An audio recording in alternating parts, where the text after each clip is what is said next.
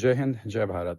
तो अभी-अभी ऐसा देखा गया है कि सुबह के 6 बजे भारत के ऊपर पाकिस्तान की साइड से फायरिंग हुई है। एलओसी पे जो पिछले 17 महीने से इनका सीज़ फायर का पैक्ट चल रहा था, वो फाइनली पाकिस्तान का पेशेंस जो है, सब्र जो है, वो टूट गया और पाकिस्तान ने फायरिंग करनी शुरू कर दी। ड्रोन्स के थ्रू हमले हुए, लेकिन याद रखें, ये पुराना भारत नहीं है, ये एक नया भारत है। भारत ने मुंह-तोड़ जवाब दिया, एक के बदले 50 ड्रोन भेजूँगा तुम्हारी तरफ और तुम्हें मारूँगा। लेकिन यहाँ तक की सारी न्यूज़ जो है वो मीडिया ने कवर करी है कि पाकिस्तान की साइड से हमला हो गया। आप लोगों को पता भी है कि जयपुर में लगभग 1 दिन या 30 घंटे के लिए जो है पूरा ब्लैकआउट रखा गया है, जहाँ इंटरनेट जो है वो बंद है और वहाँ पे लाइट्स वगैरह सब बंद हैं। क्यों? क्योंकि वो एक एरिया है, जो बॉर्डर है हमारा, वो पाकिस्तान के साथ मिलता है। तो हमें हमें बिल्कुल अपने देश की तैयारी के लिए सतर्क रहना है। आर्मी वहाँ पर डिप्लॉयड है और जम्मू कश्मीर के पुंछ एरिया में ये सुबह के 6 बजे जो है 7 जून को ये इन्होंने किया है, 8 जून को सॉरी, ये इन्होंने किया है। इसके लिए भारत पूरी तरीके से रेडी है, उनको मुँह तोड़ जवाब दिया गया। लेकिन खेल अब ये है कि ये लड़ाई जो है, ये एक्चुअली वहाँ की है नहीं। इस लड़ाई के पीछे जो स्ट्रैटेजिक रीज़न है, उनको एनालाइज़ करना बहुत ज़रूरी है, क्योंकि ये पाकिस्तान से कोई डायरेक्ट झड़प नहीं है। आप एक चीज़ सोच के देखिए, वो भूखा नंगा देश जिसमें उनकी जो भी 25 करोड़, 25 लाख, मुझे नहीं पता कितने उनकी पॉपुलेशन है, वो एकदम खच्चरों की और मूर्खों की पॉपुलेशन है। उसमें उनसे कुछ होना-दोना है नहीं, ना उनके पास पैसे हैं। भीख माँगने के लिए, शायद कटोरे के लिए भी उनके पास पैसे नहीं हैं, तो वो हम पे हमला तो ख़ैर क्या करेंगे? तो ये हमला उनके थ्रू करवाया गया है। अब इसमें खेल एक्चुअल में कहाँ है? जो खेल है, वो एक डिस्ट्रैक्शन है। ये जो हमला हुआ है, इसमें एक्चुअल रीज़न तो ये है कि आपको एंगेज रखा जाए पाकिस्तान के बॉर्डर पे, जबकि असली खेल महाराष्ट्र में और अरुणाचल प्रदेश में चल रहा है। अब मैं आपको एक्सप्लेन करूँगा कि इस सब के तार जो हैं, वो ड्रोन से और ओमान से कैसे जुड़ते हैं। एक मिडल ईस्ट में एक छोटी-सी कंट्री है ओमान, उस सब से ये तार कैसे जुड़ते हैं। तो पहले हम बात करते हैं महाराष्ट्र और अरुणाचल प्रदेश के टाइज़ की। तो आपको कुछ चेन ऑफ इवेंट्स मैं समझाता हूँ, जिसमें अब आप देखेंगे कि 2027 में, अगले साल, यानी कि यूपी के इलेक्शन होने वाले हैं, चंडीगढ़ के इलेक्शन होने वाले हैं। मैं यूपी इसलिए बोला पहले क्योंकि सबसे बड़ा स्टेट जो है वो है, और बहुत सारे इलेक्शन होने वाले हैं। 2028 में भी कुछ स्टेट्स में इलेक्शन है जो इम्पोर्टेंट हैं, और 2029 में एक बार फिर से मोदी जी का इलेक्शन है। अब आगे आने वाले 3 साल जो हैं वो बहुत क्रूशल हैं। क्यों? क्योंकि इसमें पूरे वर्ल्ड में एक ग्लोबल शॉर्टेज चल रही है एनर्जी की, ग्लोबल क्राइसिस चल रहा है पूरे एनर्जी का, जिसको ना सिर्फ भारत, हर देश जो है वो जूझ रहा है। इसमें अब आप क्या करेंगे? अब आप ऐसे समझिए, हम देशवासी, भारत के देशवासी, हमें एक पोज़ीशनिंग समझनी अपनी बहुत इम्पोर्टेंट है, जिससे आप पूरा गेम समझ जाएँगे कि ये जो अटैक हुआ पाकिस्तान की तरफ से, ये क्यों हुआ। आप ये समझिए कि ऐसा की प्लेयर है भारत, जो विश्व गुरु बनने जा रहा है, जो कि ग्लोबल साउथ में डोमिनेट करने जा रहा है। डोमिनेट इन द सेंस, वो एक लीडर की तरह डोमिनेट करेगा, ना कि एक बुली की तरह डोमिनेट। अब उस सुपर पावर को बनने से रोकने के लिए हर चीज़ ट्राई करी जाएगी। जैसा कि आपने देखा, सीजेपी जैसे प्रोटेस्ट बनाए जा रहे हैं। इसके साथ-साथ अब मैं आपको कुछ की पॉइंट्स दिखाता हूँ, जिसके थ्रू आप ये पूरा गेम समझेंगे कि ये हमला कल सुबह क्यों हुआ? सुबह 6 बजे 8 जून को ये क्यों हुआ हमला? तो आप इसमें ये समझिए कि अभी थोड़े टाइम पहले एक मीडिया ने एक बहुत छोटी-सी न्यूज़ कवर करी, और उसके बाद ना हमारी इंटरनल एजेंसीज़ के कहीं से, ना मीडिया में आपको पब्लिक कोई रिकॉर्ड नहीं मिलेगा, जिसमें आपने रिसेंटली अभी पढ़ा होगा कि कुछ लोग पकड़े गए थे, दिल्ली में भी पकड़े गए हैं और कुछ यूपी में पकड़े गए थे, स्पेशल टास्क फोर्सेज़ ने पकड़े हैं, इंटरनल एजेंसीज़ ने बेसिकली कुछ लोग पकड़े हैं आईएसआई के, जो कि दाऊद इब्राहिम गैंग से रिलेटेड हैं। ये अभी आई थिंक 10 दिन पहले की खबर है। आपको ये खबर याद होगी अगर आपने थोड़ा ध्यान दिया है तो। अब इस सब का खबर का जो लिंकेज है, वो अरुणाचल प्रदेश और महाराष्ट्र से कैसे जाता है, उसका समझने का रीज़न ये है, और ओमान से कैसे जुड़ते हैं इसके बाद में बात करेंगे। तो चेन ऑफ इवेंट समझिए। तो सबसे पहले हुआ क्या कि जैसे ही हमने पाकिस्तान को भूखा नंगा कर दिया, हमने उनका पानी रोक दिया, उनकी हवा रोक दी, उनका पैसा तो खैर है ही नहीं उन भिखारियों पे। जैसे ही ये सारे खेल हुए, तो उसके बाद पाकिस्तान की आईएसआई ने ऑपरेशन सिंदूर के बाद से एक नई स्ट्रैटेजी बनानी शुरू करी। उन्होंने बोला कि पहले हम क्या करते थे, आईएसआई जो है वो बॉर्डर के से जो है फंडिंग भेजता था, यानी पाकिस्तान की आईएसआई के थ्रू भारत के अंदर फंडिंग जाती थी कि चलो वहाँ पे आतंकवादी हमले करो।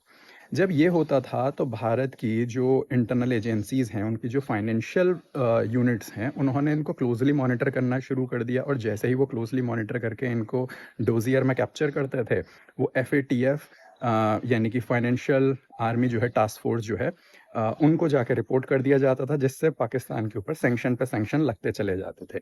अब दूसरा, हमारी जैसे जैसे आपने देखा वेस्ट बंगाल का इलेक्शन जो था वो एक चाबी थी। एक सेंटेंस मैंने बोला था कि असम का इलेक्शन तो असम के लोग कर रहे हैं, लेकिन बंगाल का इलेक्शन जो है वो पूरे भारतवर्ष के लिए एक आज़ादी है।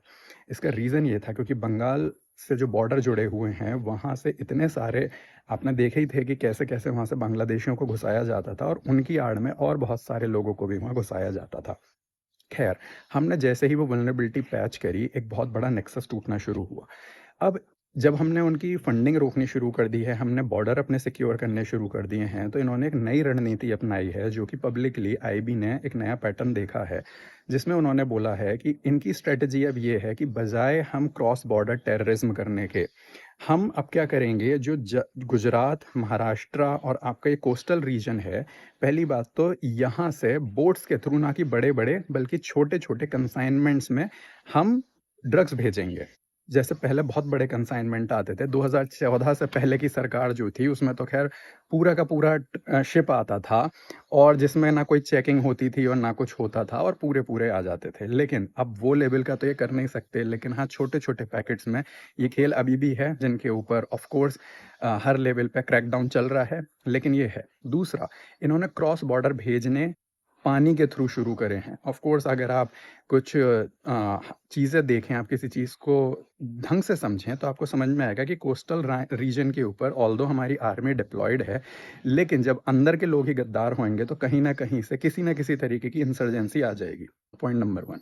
पॉइंट नंबर 2, बजाय वहाँ से लोग भेजने के, भारत के अंदर जो उनके स्लीपर सेल हैं, जो कि दाऊद इब्राहिम का जो पूरा नेटवर्क है मुंबई महाराष्ट्र के अंदर, उसको एक्टिवेट करा गया, और उसके थ्रू कहा गया कि चलो अब तुम लोग यहाँ पर क्या करो, जो तुम्हारे यहाँ पे बहुत सारी रियल एस्टेट की कंपनियां हैं, ऐसे बहुत सारे लोग हैं जो कंपनी ओनर्स हैं, जिनकी रियल एस्टेट की रजिस्टर्ड कंपनियां हैं, अब ये वहाँ से हफ्ता वसूली, ड्रग्स बेचना और आपस में राइवलरी गैंग्स की कराना, ये सारा खेल करने से वहाँ से पैसा जनरेट कर रहे हैं। तो ISI ने एक बहुत बड़ी प्रॉब्लम सॉल्व करी कि क्रॉस बॉर्डर हम पैसा ना भेज के हफ्ता वसूली से, छोटे छोटे ड्रग्स के थ्रू, और आपस में राइवलरी गैंग करा के, जिससे कि एक सिविल अनरेस्ट भी क्रिएट होगा, और ऊपर से क्योंकि ये लोग रियल एस्टेट से जुड़े हुए हैं, तो कोई हैरानी की बात नहीं है। आप पहले ही याद रखना, अगर आपको नए नए चीज़ें दिखने लग जाएं कि देखो यहाँ के तो इंडस्ट्री जो है वो माफिया हो गई है, जैसे कि अदानी अंबानी को बदनाम किया जाता है, वैसे ही आप समझने लगें कि यहाँ के रियल एस्टेट के लोग जो हैं, यहाँ के कंपनी ओनर्स, अब वही गद्दार हैं, उनके अगेंस्ट सारी चीज़ें जाने लगें। कैपिटलिज्म की कंट्री है, मोदी इनको सपोर्ट कर रहा है,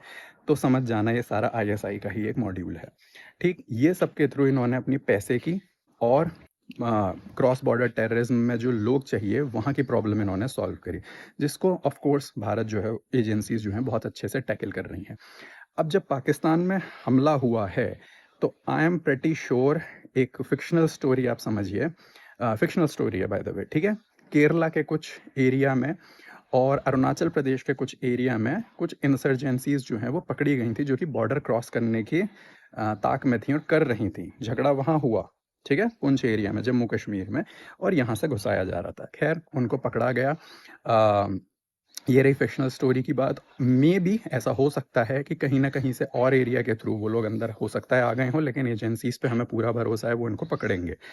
अब बात करते हैं, तो ये रहा महाराष्ट्र की। अब बात करते हैं अरुणाचल प्रदेश में हो क्या रहा है। भारत ने अभी रिसेंटली लगभग 10 दिन पहले एक चीज अनाउंस करी है कि भारत $20 बिलियन यानी कि $20 बिलियन की ड्रोन मैन्युफैक्चरिंग करेगा। तो $20 बिलियन इन्वेस्ट होंगे ड्रोन मैन्युफैक्चरिंग में। ये पूरे वर्ल्ड में, हिस्ट्री में अब तक का सबसे बड़ा कंसाइनमेंट है, और ये ड्रोन्स हम ना USA से ले रहे हैं, ना इजराइल से ले रहे हैं, चाइना की तो बात ही भूल जाओ, पाकिस्तान दे नहीं सकता, और किसी देश में इतनी हिम्मत नहीं है।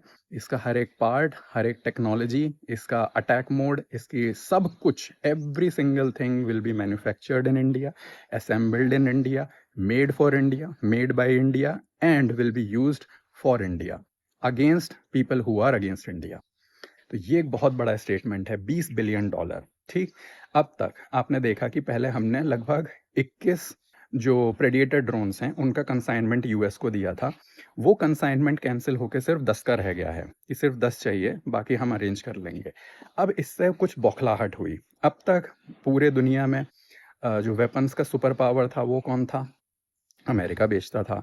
आपने उसकी ग्लोबल डोमिनेंस खत्म करी। कैसे? क्योंकि जितने छोटे छोटे देश हैं वो सब अब भारत के पास आ रहे हैं। एक बहुत बड़ा कंसाइनमेंट जो था, जो यूएई का था, जो कि वो इसराइल से लेने जा रहा था ड्रोन्स का, तुरंत ही 6 जून को वो कंसाइनमेंट कैंसिल करा गया और 6 जून को ही भारत से बात करी गई कि हमें आपके ड्रोन्स चाहिए। पहली बात, most reliable drones. Secondly, 75% cheap rate पे, जिससे वो खरीद रहे थे। भारत में अब विश्व गुरु बनने के लिए ये करना बहुत ज़रूरी है कि हमें दूसरे लोगों का धंधा खाना है। कैसे?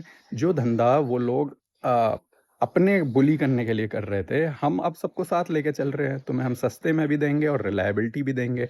ऑपरेशन सिंदूर ने एक चीज़ प्रूफ कर दी कि भारत के वेपन टॉप नॉच हैं।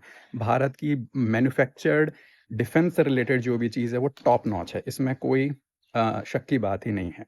अब अरुणाचल प्रदेश में क्या हो रहा था? अरुणाचल प्रदेश के पास चाइना ने अपने बेस स्टेशंस खड़े करे थे 17, जिसमें वो अपने प्रेडेटर ड्रोन्स जो हैं, मतलब जो उनके लेवल के प्रेडेटर ड्रोन्स हैं, आई थिंक उनको CH-24 बोलते हैं, वो उसने वहाँ पे स्टेशन बनाने शुरू करे। और भारत के बॉर्डर के अलोंग जो है वो बहुत सारे तिब्बत के, नेपाल में, इसलिए आपको समझ में आएगा कि नेपाल अभी अभी जो है वो आके एक मीटिंग भी हुई है हमारे NSA से, और बुलंद शाह के खिलाफ चीज़ें चल रही हैं जो भी है। तो हमारे भारत के जो उधर का बॉर्डर है, जिसमें आपका नेपाल बॉर्डर, तिब्बत बॉर्डर, आपका अरुणाचल प्रदेश का जो हमारा ईस्ट का बॉर्डर है, वहाँ पर चाइना अपने ड्रोन्स का एक पूरा प्लेटफॉर्म खड़ा कर रहा है। भारत ने भी इस चीज़ का जवाब दिया। भारत के मेड इन भारत जो ड्रोन्स का पूरा मैन्युफैक्चरिंग है वो हमारे उसी रीजन के अलोंग जो है वो अगले 3 से 6 महीने में पूरा खड़ा हो जाएगा। ये फिर से एक बहुत बड़ा झटका है। अब बात करते हैं इसके अलावा ओमान और मस्कट में क्या हुआ। अच्छा, बाय द वे, इससे पहले एक चीज़ और बता दूं। आपको याद होगा 2014 से पहले नाटो में हम घुसने की कोशिश करते थे कि हमें नाटो की मेंबरशिप मिल जाए किसी तरीके से, ये है। और नाटो जब भी हम कभी कहते थे, 14 के बाद भी हम जब नाटो से कहते थे कि भाई सुनो यार, हमारे साथ कोई डील वगैरह कर लो, तो नाटो अपने ये सारे फिर गुर्गे भेजता था। भारत में अलग अलग लेवल के प्रोटेस्ट कराए जाते थे फंडेड NGOs के थ्रू। भारत ने FCRA अभी लागू करी है, आपको पता है? अभी नहीं, काफ़ी टाइम हो गया, लेकिन जिससे पता है कि फॉरेन जो NGOs को फंडिंग आती थी उसको भारत ने बहुत स्क्रूटनाइज कर दिया है, जिसके थ्रू अब ये भारत के अंदर जो प्रोटेस्ट करा के जो नैरेटिव चले जाते थे कि भारत तो अनस्टेबल है, देखो यहाँ पे ये है। अब आपको समझ में है कॉकरोच जनता पार्टी क्यों फिर से ये अनस्टेबिलिटी कराना चाह रही है। इसके तार अब ओमान से भी जुड़े हुए हैं, जिसके थ्रू आप ये एक नैरेटिव पैदा करते थे कि भारत मोस्ट अनस्टेबलाइज्ड है, यहाँ पर इंडस्ट्री नहीं लगाएंगे। और नाटो आता था और कहता था कि नहीं देखो, हम तुम्हारे साथ नहीं कर सकते, हम अभी डिफेंस के में बात कर रहे हैं, देखो तुम्हारे इंडस्ट्री नहीं लगा सकते, बहुत अनस्टेबल है। नाटो आते हैं सामने से भाई साहब कहने के लिए कि चलो तुम्हारे साथ मैं धंधा कर लेता हूँ यार, तुम पार्टनरशिप बना लेते हैं, हम तुम्हें टेक भी कर देंगे, ठीक है, क्योंकि हम तुम पे एहसान कर देते हैं। भारत ने बोला भाग यहाँ से, एहसान कर देते हैं। आया बड़ा, जब हमें तुम्हारी ज़रूरत थी तब तो तुमने बहुत सारे दंगे करवाए, अब ना हमें तुम्हारी नाटो पाटो चाहिए और तुम जाके नाटो नाटो डांस करो, ठीक, और हम अपने खुद बनाएंगे, बल्कि तुम्हारे यूरोप में हम बेचेंगे भी। तो यहाँ पर एक कंपनी है, अभी मैं उसका नाम दिमाग से उतर रहा है, लेकिन उसने रिसेंटली इस संडे में, अभी 2 दिन पहले, उन्होंने पुर्तगाल में अपनी इंडस्ट्री डाल दी। और अगर आपको प्लीज़ वो नाम याद आ जाए तो कमेंट में बताइएगा। उन्होंने पुर्तगाल में अपनी इंडस्ट्री डाल दी और वो बोल रहे हैं हम भारत, मतलब तुम भारत में क्या इंडस्ट्री डालोगे, हमने पुर्तगाल में इंडस्ट्री, यानी पोर्तुगीज़ में, पोर्टुगल में इंडस्ट्री डाली है, और वहाँ पे अब हम तुम्हारे यूरोप के देशों को हम देंगे अब ड्रोन बना बना के। तो ये तो हालत हो गई है। अब आपको खेल समझ में आया। अब इससे एक बहुत बड़ी चीज़ जो भारत ने उपलब्धि कर दी है, जिसके बारे में बहुत प्रेज़ होना चाहिए, भारत की डिप्लोमेसी में, जहाँ पूरा देश एनर्जी क्राइसिस में जूझ रहा है, भारत भी जूझ रहा है सब स्ट्रेट ऑफ हॉर्मूज के ऊपर जो हैं डिपेंडेंट हैं। स्ट्रेट ऑफ हॉर्मूज आपको पता है, USA, इसराइल और ईरान ने अपना एक अलग ड्रामा मचा रखा है, खोल देंगे, बंद कर देंगे, लड़ देंगे, मिसाइलें फेंक देंगे, मतलब दुनिया भी अब पक गई है। बोले यार जो करना है करो, अब जो है वो है, तुम्हारा रोज का ये ड्रामा है। भारत बोला नहीं, हमें अपने एक डिप्लोमेसी के थ्रू रास्ता निकालना पड़ेगा, हम अपने सिटीजन्स को ऐसे नहीं छोड़ेंगे। ये गए, इन्होंने ओमान के साथ डील करी। ओमान, वहाँ पर एक मिडिल ईस्ट में एक कंट्री है। अब ओमान के साथ पिछले साल गए थे मोदी जी, और वो डील जो थी उसमें आप समझिए ओमान एक बहुत इंपॉर्टेंट की स्ट्रेटेजिक प्लेयर यहाँ क्यों है। अगर आप स्ट्रेट ऑफ हॉर्मूज को देखें तो उसका सदर्न पार्ट जो है वो ईरान कंट्रोल करता है, और उसका नदर्न पार्ट जो है यानी नॉर्थ का जो पार्ट है वो एक तरीके से मतलब जियोग्राफिकली लोकेशन ओमान की ऐसी है कि स्ट्रेट ऑफ हॉर्मूज का नॉर्दर्न पार्ट वो क्लियर करता है, और उसके जो पोर्ट्स हैं, दूसरा उसका जो एक्सेस है वो डायरेक्ट अरेबियन सी के अंदर भी खुलता है। तो यानी कि हम कंप्लीटली एक तरीके से अगर देखा जाए, एक बहुत मोटे मोटे शब्दों में मैं कहूँ तो हम स्ट्रेट ऑफ हॉर्मूज की प्रॉब्लम को एक तरीके से बाईपास कर सकते हैं। अब आपको पता है कि सी पैक चल रहा था, चाइना और पाकिस्तान एक इकोनॉमिक कॉरिडोर की बात चल रही थी जिसमें ग्वादर पोर्ट एक बहुत इंपॉर्टेंट पोर्ट है। खैर, इनको तो ना हम कभी सी पैक कंप्लीट होने देंगे, ना इनकी औकात है वो सी पैक कंप्लीट करने की।